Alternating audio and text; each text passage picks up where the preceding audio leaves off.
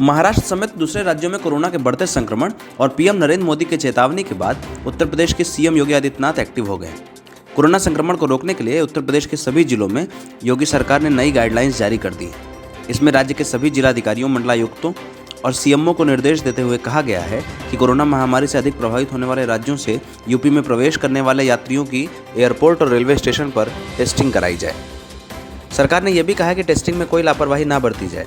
इसके अलावा यह भी कहा गया है कि अगर कोरोना के संक्रमण से कोई आदमी प्रभावित होता है तो उसके एंटीजन टेस्ट के बाद उसका RT-PCR टेस्ट भी कराया जाए।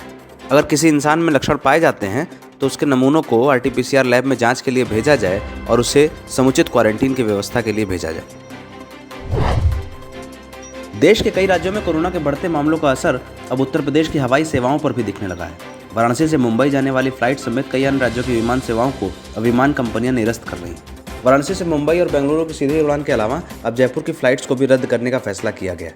इसके अलावा फ्लाइट ऑपरेशंस को सीमित करते हुए एयरपोर्ट पर लोगों की जांच कराई जा रही है ताकि कोरोना के बढ़ते मामलों को रोका जा सके। इन सभी के बीच सरकार के उस आदेश का असर भी दिख रहा है जिसमें सीएम योगी ने सभी जिलों के जिलाधिकारियों और मंडलायुक्तों को यह कहा है कि एयरपोर्ट और रेलवे स्टेशन पर कोरोना प्रभावित राज्यों से आने वाले लोगों का एंटीजन टेस्ट कराया जाए और जिनमें भी लक्षण पाए जाते हैं उनके नमूनों को RT-PCR लैब में जांच के लिए भेजा जाए।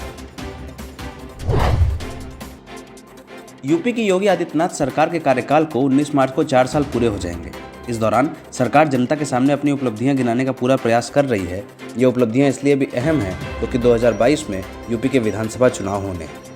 योगी सरकार ने हाल ही में 4 सालों में मारे गए अपराधियों का एक आंकड़ा जारी किया। आंकड़ों के मुताबिक इन 4 सालों में मुठभेड़ के दौरान 135 अपराधियों का अंत किया गया। इन अपराधियों में हत्या, लूट, डकैती, रंगदारी, अपहरण जैसी तमाम वारदातों को अंजाम देने वाले अपराधी शामिल हैं। लिस्ट के मुताबिक मारे गए अपराधियों में 51 मुस्लिम समुदाय के। हाल ही में AIMIM के अध्यक्ष असदुद्दीन ओवैसी ने यह कहा था कि यूपी में मुस्लिम अपराधियों का इनकाउंटर जानबूझ के किया जा रहा है। ओवैसी ने मामला उठाते हुए कहा था कि यूपी में जानबूझकर मुस्लिमों को निशाना बनाया जा रहा है और इनकाउंटर में मारे गए लोगों में 37% लोग मुस्लिम समुदाय के हैं।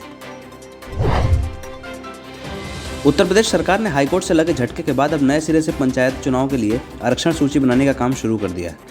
बुधवार को राज्य सरकार ने नई आरक्षण सूची को लेकर सभी जिलों के जिलाधिकारियों को स्पष्ट दिशा निर्देश जारी किए हैं। निर्देशों के मुताबिक अब पंचायत चुनाव में आरक्षण का आधार वर्ष 2015 होगा।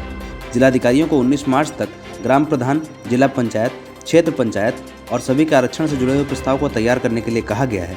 इसके बाद 20 से 22 मार्च के बीच इस प्रस्तावित सूची का प्रकाशन किया जाएगा। 23 मार्च तक उम्मीदवार अपनी आपत्तियां दर्ज करा सकेंगे और इसके बाद 26 मार्च तक सभी आपत्तियों को निस्तारित करके अंतिम सूची जारी कर दी जाएगी।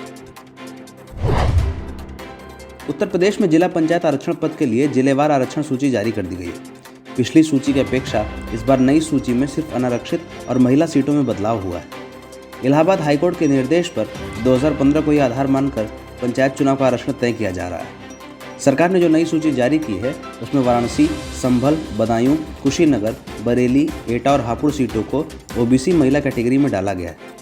वहीं OBC कैटेगरी में मुजफ्फरनगर, आजमगढ़, बलिया, संत कबीर नगर, चंदौली, सहारनपुर, ललितपुर, अंबेडकर नगर, फर्रुखाबाद, इटावा, ललितपुर, बांदा, पीलीभीत और बस्ती जिले शामिल हैं। सरकार की लिस्ट के मुताबिक गौतम बुद्ध नगर, हमीरपुर, गोंडा, प्रयागराज, उन्नाव, मेरठ, रामपुर, फतेहपुर, अयोध्या, मथुरा, देवरिया, महाराजगंज, गोरखपुर, अमेठी, श्रावस्ती, कानपुर देहात, अमरोहा, हाथरस, भदोही, गाजियाबाद, कन्नौज, फिरोजाबाद, कासगंज, मऊ, सोनभद्र, अमरोहा और गोंडा जिले अनारक्षित कैटेगरी में शामिल होंगे।